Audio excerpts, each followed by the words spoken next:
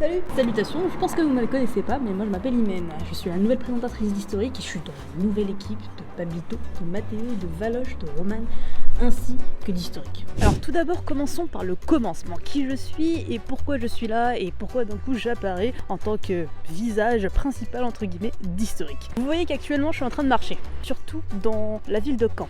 La ville de Caen qui se situe en Normandie, une ville très connue en rapport avec la Seconde Guerre mondiale, mais pas seulement. Aussi par rapport à son passé assez historique en rapport avec Guillaume le Conquérant, évidemment. Actuellement je suis dans un cimetière. Bon, c'est assez un peu particulier de se présenter dans un cimetière, mais je pense que ça peut être nécessaire quand même de faire une bonne petite promenade et aussi de comprendre un peu l'histoire de ce lieu. Donc dans ce cimetière, qu'est-ce qu'il y a, qu'est-ce qui se passe et pourquoi il est intéressant et pourquoi je vous le montre même.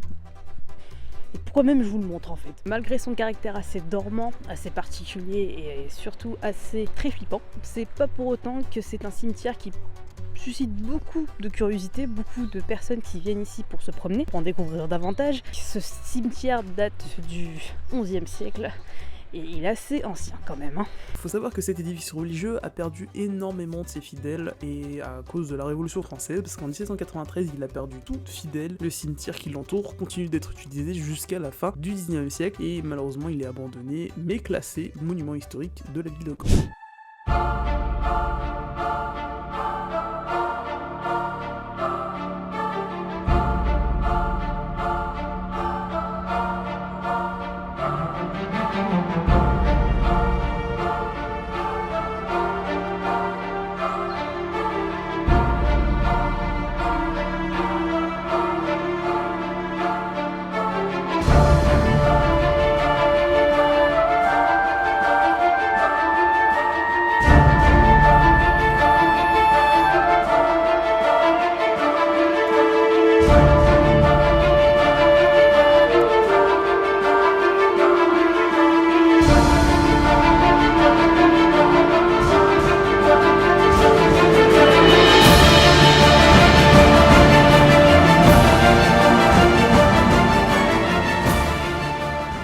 Je ne vais pas vous mentir, mais c'est l'un des cimetières que je trouve assez particulier en termes d'aura. Bon, ça n'a absolument pas rien à voir avec le reste de ce que j'ai dit, mais c'est pas grave. Et aussi sur l'aspect assez historique, c'est-à-dire qu'on a vraiment des anciennes tombes qui datent de... Il y en a certaines qui datent de 1752 et qui habitent des grandes familles comme la famille Frémont qui se situe juste là tout simplement, mais qui habitent aussi des grandes personnes, des grandes familles, et ça c'est juste incroyable. Après vous allez me dire que c'est un cimetière comme les autres, en tout cas comme je vous l'ai dit, là, la grande bâtisse elle est juste là, la paroisse.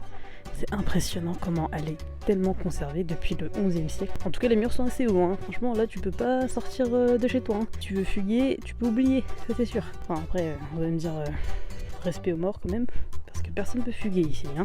En tout cas ce qui est assez étonnant c'est que le silence, bon après c'est un cimetière donc c'est pour le qu'on dit un cimetière de morts, ouais. Ça veut dire que tout le monde peut se promener, c'est-à-dire de la crotte de chien, du chien, de la personne en question.